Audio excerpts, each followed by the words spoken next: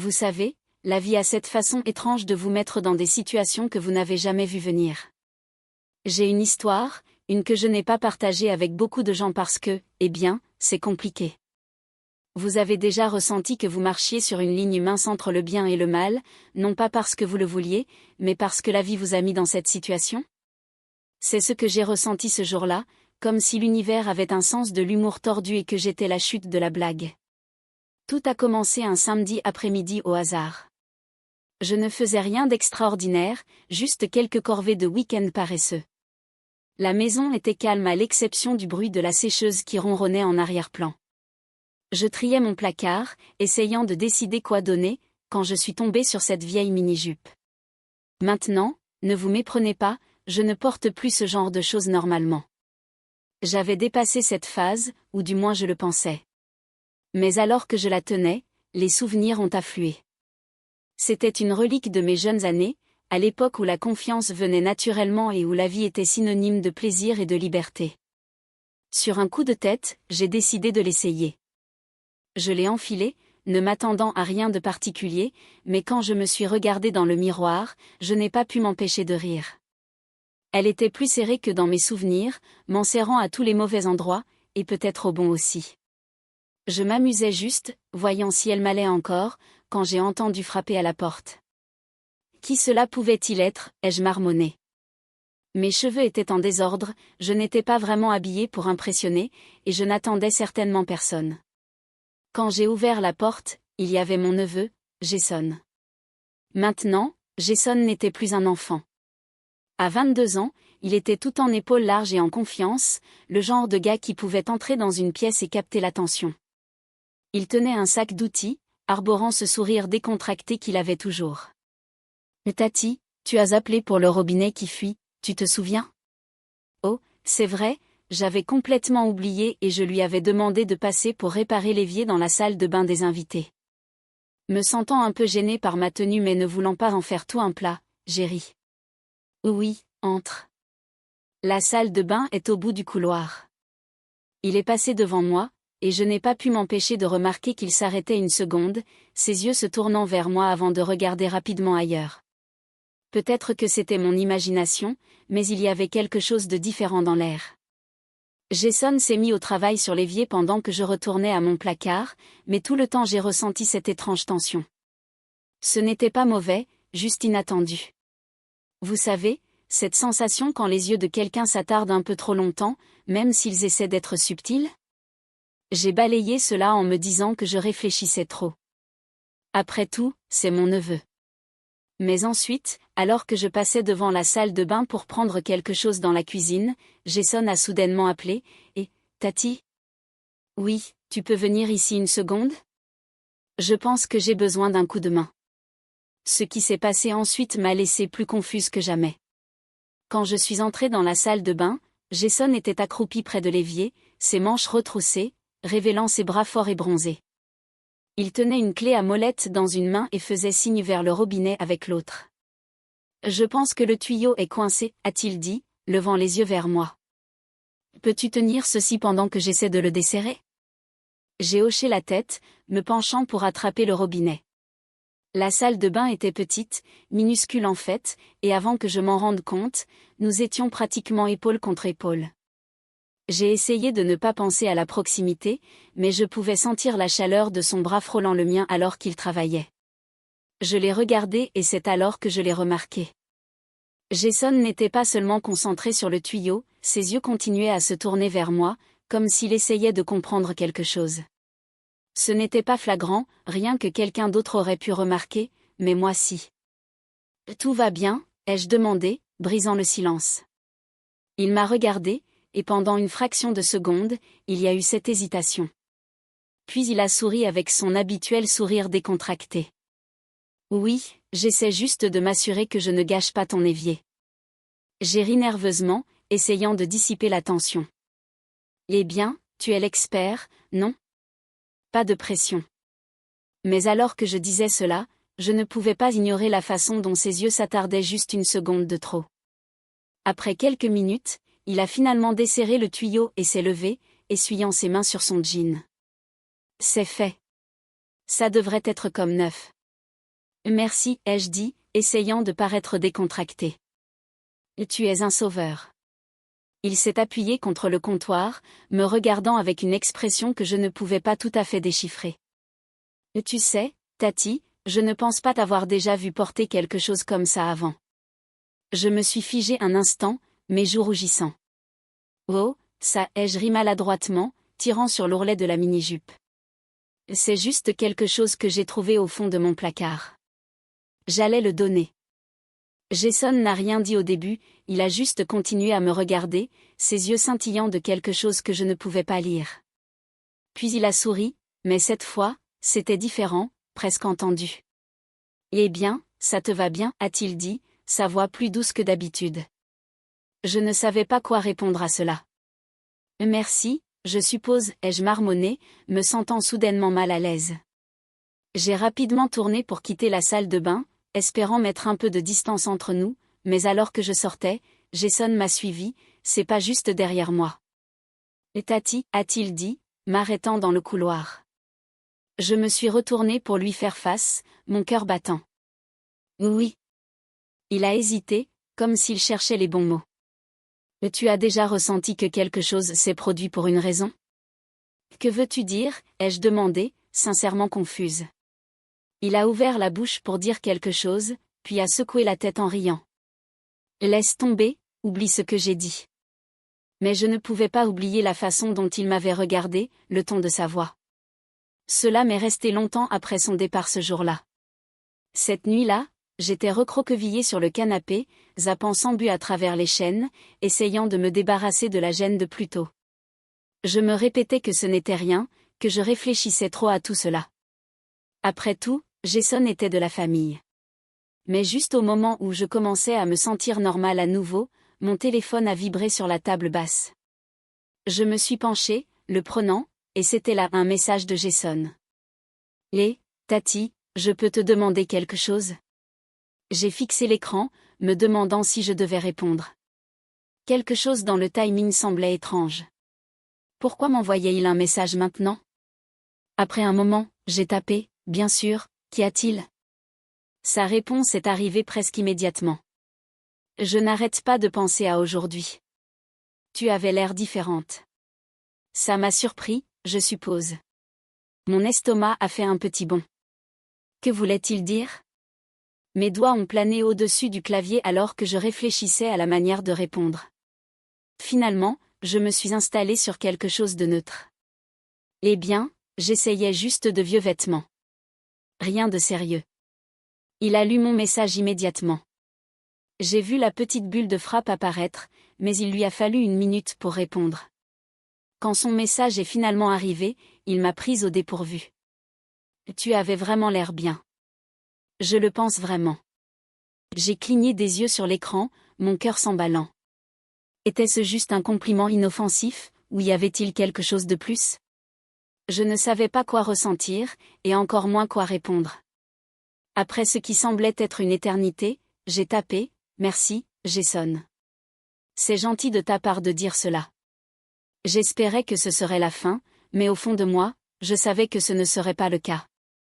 Il a répondu à nouveau. Je ne sais pas si je devrais dire cela, mais j'ai ressenti quelque chose aujourd'hui. Et toi? Mon souffle s'est arrêté dans ma gorge. Cela dépassait les limites du territoire dangereux, et je ne savais pas comment gérer cela. Jason n'était pas n'importe qui, il était mon neveu. Quoi qu'il pensait ressentir, ce n'était pas bien. Mais au lieu de le rembarrer immédiatement, je me suis retrouvée hésitante. Peut-être que c'était la curiosité, ou peut-être que je ne voulais pas lui faire de mal. Quoi qu'il en soit, je n'ai pas répondu immédiatement. La bulle de frappe est apparue à nouveau. Oublie ce que j'ai dit. Je ne veux pas rendre les choses bizarres. J'ai laissé échapper un soupir tremblant, soulagé mais aussi mal à l'aise. Je me suis dit que ce n'était qu'un malentendu, qu'il passerait à autre chose et que les choses reviendraient à la normale. Mais alors que je posais mon téléphone, je ne pouvais pas me débarrasser du sentiment que ce n'était que le début. Le lendemain matin, je commençais à peine ma journée, café à la main, cheveux encore en désordre, quand j'ai entendu frapper à la porte. Mon cœur a raté un battement. Je n'attendais personne. Quand j'ai ouvert la porte, il était là. Jason se tenait là avec ses mains dans ses poches, ayant l'air aussi décontracté que jamais, mais il y avait quelque chose de différent dans son comportement. Son habituel sourire insouciant avait disparu, remplacé par une expression sérieuse que je ne reconnaissais pas. « Jason » ai-je dit, essayant de masquer ma surprise. « Que fais-tu ici si tôt ?» Il a haussé les épaules, entrant sans attendre d'invitation. J'étais dans le quartier et j'ai pensé m'arrêter. C'était une excuse boiteuse. Jason ne vivait pas près de mon quartier, mais je ne l'ai pas appelé le dessus. Au lieu de cela, j'ai fermé la porte et l'ai suivi dans le salon. Il s'est assis sur le canapé, se penchant en avant avec ses coudes sur ses genoux. Je pouvais sentir la tension dans l'air, épaisse et non dite. « Tout va bien ?» ai-je demandé en m'asseyant en face de lui. Il a levé les yeux vers moi, ses yeux cherchant les miens. « À propos d'hier soir » a-t-il commencé. J'ai laissé échapper un petit soupir de soulagement, content qu'il aborde le sujet. « C'est bon, Jason. Oublions cela, d'accord ? » Mais il a secoué la tête. « Je ne peux pas juste oublier cela, Tati. Je pensais ce que j'ai dit. » Je me suis figée, ne sachant pas quoi répondre. Ce n'était pas comme cela que la famille était censée se parler. « Jason » ai-je commencé prudemment, je pense que tu es confus. Ce que tu ressens, ce n'est pas réel. C'est juste, c'est réel, m'a-t-il interrompu, sa voix ferme mais pas agressive. Je sais que c'est mal, et j'ai essayé de le repousser, mais je ne peux pas m'empêcher de penser à toi. Mon cœur battait maintenant, et je ressentais un mélange d'émotions, choc, confusion, même un pincement de culpabilité. Comment en étions-nous arrivés là ? Jason, ai-je dit, ma voix tremblante, tu dois arrêter cela. Tu es mon neveu. Ce n'est pas bien. Il a hoché la tête lentement, son regard se baissant vers le sol. Je sais. Je sais que ce n'est pas bien, mais j'avais besoin de te dire ce que je ressens parce que le garder pour moi me rendait fou. Pendant un moment, la pièce était silencieuse à l'exception du léger tic-tac de l'horloge sur le mur. Je ne savais pas quoi dire, comment réparer cela, ou si cela pouvait même être réparé. Finalement, je me suis levée, ayant besoin de mettre un peu d'espace entre nous. Jason, je pense que tu devrais partir. Nous avons tous les deux besoin de temps pour réfléchir à cela. Il a levé les yeux vers moi, son expression un mélange de regret et de désir. D'accord, a-t-il dit doucement. Mais ce ne sera pas la dernière fois que nous en parlerons. Il est parti sans un mot de plus, et alors que la porte se fermait derrière lui, j'ai ressenti une vague de soulagement mais aussi un sentiment de malaise persistant. Alors que le soleil du soir projetait de longues ombres à travers le salon, j'ai aperçu le bord d'une enveloppe dépassant dessous la porte d'entrée. Ma poitrine s'est serrée alors que je marchais vers elle, sachant exactement de qui elle venait avant même de la ramasser. J'ai déplié le papier avec des mains tremblantes, mon cœur battant dans mes oreilles. L'écriture était indubitablement celle de Jason, nette et délibérée, comme si chaque mot avait été soigneusement choisi. La note disait « Tati, je sais que tu m'as demandé de partir, et je respecte cela. Mais je ne peux pas faire semblant que ces sentiments n'existent pas. Je ne demande rien. J'avais juste besoin que tu saches. Si tu veux que je reste à l'écart, je le ferai. Dis juste le mot, et je ne t'ennuierai plus jamais. Mais s'il y a ne serait-ce la plus petite partie de toi qui ressent la même chose, s'il te plaît, fais-le-moi savoir. Je vais attendre. » Je suis restée là, fixant les mots, ne sachant pas si je devais me sentir en colère, flattée ou effrayée. Un millier de pensées ont traversé mon esprit. Était-il sérieux ? Pouvait-il vraiment ressentir cela ? Et pourquoi une partie de moi hésitait-elle à le rejeter catégoriquement ? J'ai plié la note et l'ai fourrée dans un tiroir, hors de vue mais loin d'être hors de l'esprit. Je me suis dit que je ne répondrais pas, que l'ignorer était la meilleure chose à faire. Mais au fond de moi, je savais que ce n'était pas fini. Plus tard cette nuit-là, alors que j'essayais de dormir, mon téléphone a de nouveau vibré. C'était Jason. Jason, je sais que j'ai dit que je ne t'ennuierais pas, mais j'ai besoin de savoir. As-tu reçu ma note ?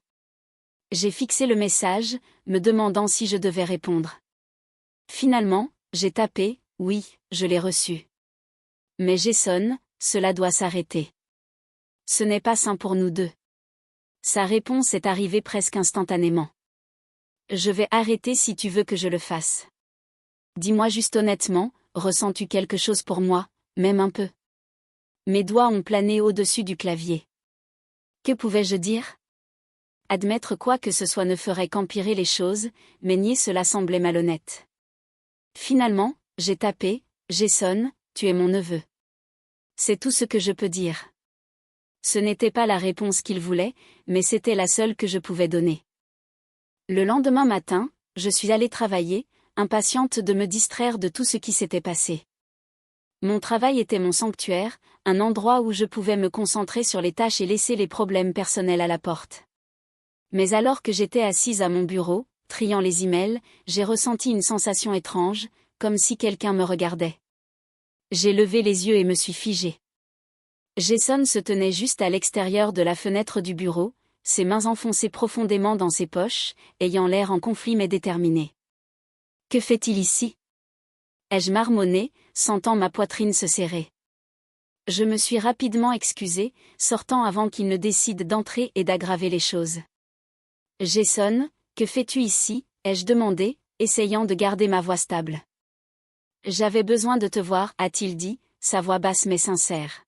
« Tu n'as pas répondu à ma question hier soir. »« Jason, je t'ai déjà dit, ce n'est pas sain.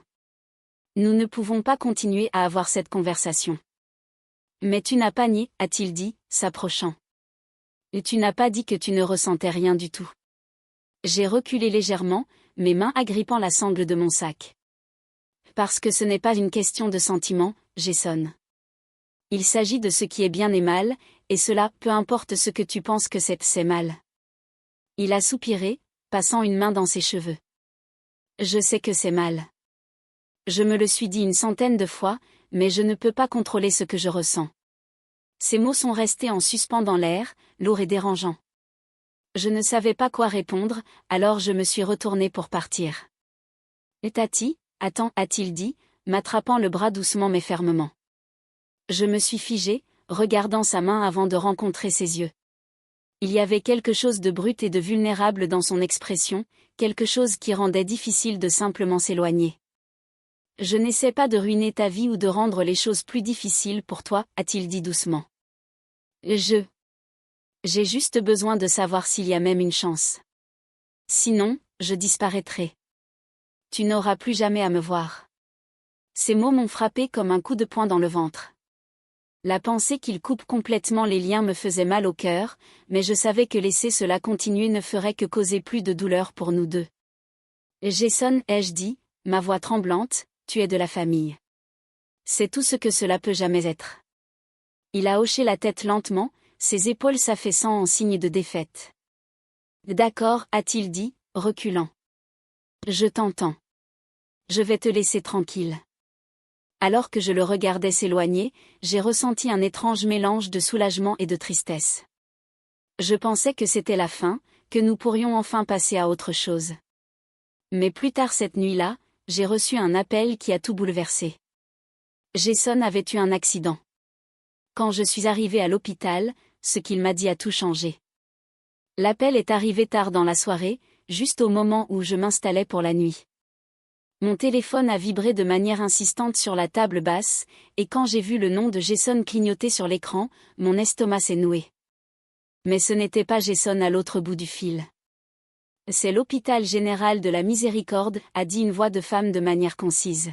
« Votre neveu a eu un accident. Il vous demande. » La panique m'a envahi. Sans demander de détails, j'ai attrapé mes clés et me suis précipitée dehors. Quand je suis arrivée à l'hôpital, mon cœur battait la chamade. J'ai poussé à travers les portes battantes des urgences, scrutant la pièce jusqu'à ce que je le voie. Jason était allongé sur un lit, une petite coupure sur son front et son bras en écharpe. Il a levé les yeux alors que je m'approchais, son visage pâle mais ses yeux tenant toujours cette intensité familière.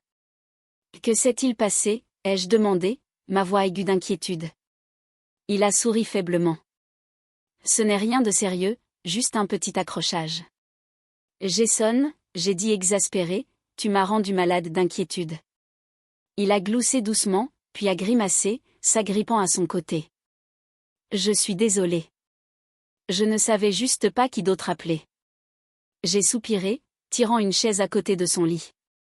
Eh bien, je suis là maintenant. Est-ce que tu vas vraiment bien? Il a hoché la tête, son expression s'adoucissant. Oui, mais il y a quelque chose que je dois te dire. Jason, ce n'est pas le moment, ai-je commencé, mais il m'a interrompu. C'est le moment, a-t-il dit, sa voix stable malgré la vulnérabilité dans ses yeux. Je ne t'ai pas appelé juste à cause de l'accident. Je t'ai appelé parce que j'ai réalisé quelque chose. J'ai froncé les sourcils, incertaine de l'endroit où cela allait. De quoi parles-tu? Il a baissé les yeux sur ses mains, ses doigts tripotant le bord de la couverture d'hôpital. Quand j'ai pensé que je pourrais ne pas m'en sortir, tout ce à quoi je pouvais penser, c'était toi. À quel point je tiens à toi, à quel point j'ai tout gâché et à quel point je ne veux pas te perdre. Jason, j'ai commencé, mais il a levé une main pour m'arrêter. Laisse-moi juste dire cela, a-t-il plaidé. Je sais que j'ai franchi des limites et je me déteste pour cela, mais ce n'est pas juste une passade pour moi. Je tiens à toi plus que je n'ai jamais tenu à qui que ce soit, et je sais que c'est mal, mais je ne peux pas m'en empêcher. Ces mots sont restés en suspens dans l'air, lourds et bruts. Je ne savais pas quoi dire. Une partie de moi voulait le réconforter, lui dire que tout irait bien, mais une autre partie de moi savait que ce n'était pas quelque chose que je pouvais réparer avec quelques mots gentils. Avant que je puisse répondre, une infirmière est entrée dans la pièce, brisant la tension. Les heures de visite sont terminées, a-t-elle dit avec un sourire poli mais ferme. Je me suis levée, me sentant à la fois soulagée et submergée. Repose-toi, Jason. Nous parlerons de cela plus tard. Il a hoché la tête, ses yeux ne quittant jamais les miens alors que je sortais de la pièce. Alors que je conduisais à la maison, je n'arrêtais pas de repasser ces mots dans mon esprit. Je pensais avoir fait ce qu'il fallait en partant, mais quand je suis rentrée, il y avait quelque chose qui m'attendait à la maison qui m'a fait remettre en question tout cela. Quand je me suis garée dans mon allée, la maison semblait étrangement calme. Je suis entrée, enlevant mes chaussures, et j'ai remarqué quelque chose sur la table de la cuisine qui n'était pas là avant, un petit paquet avec mon nom écrit dessus de l'écriture de Jason. J'ai hésité avant de l'ouvrir, mes mains tremblant légèrement. À l'intérieur, il y avait une lettre et un petit album photo. La lettre commençait: Tati, je sais que tu m'as demandé d'arrêter, mais j'ai besoin d'expliquer tout, même si c'est la dernière fois que nous parlons. S'il te plaît, lis ceci et regarde l'album. Après cela, si tu veux que je sorte de ta vie, je respecterai ta volonté. J'ai déplié la lettre complètement, mes yeux parcourant les mots. Depuis le moment où je suis revenue ici, j'ai ressenti quelque chose de différent autour de toi. Au début, je ne comprenais pas. Je pensais que c'était juste de l'admiration ou du respect, mais avec le temps, il est devenu clair que c'était plus que cela. Je sais à quel point cela doit sembler, et j'ai essayé de le combattre, mais je ne peux pas changer ce que je ressens. Tu as toujours été là pour moi plus que quiconque ne l'a jamais été. Tu m'as vu au pire de moi-même et tu t'es quand même soucié de moi. Ce n'est pas quelque chose que je prends à la légère. J'ai fait une pause, mon cœur battant. Le poids de ces mots était presque trop lourd à supporter, mais j'ai continué à lire. J'ai rassemblé cet album pour me rappeler de tout ce que j'aime chez toi, non d'une manière qui franchit les limites, mais comme un moyen de traiter mes sentiments.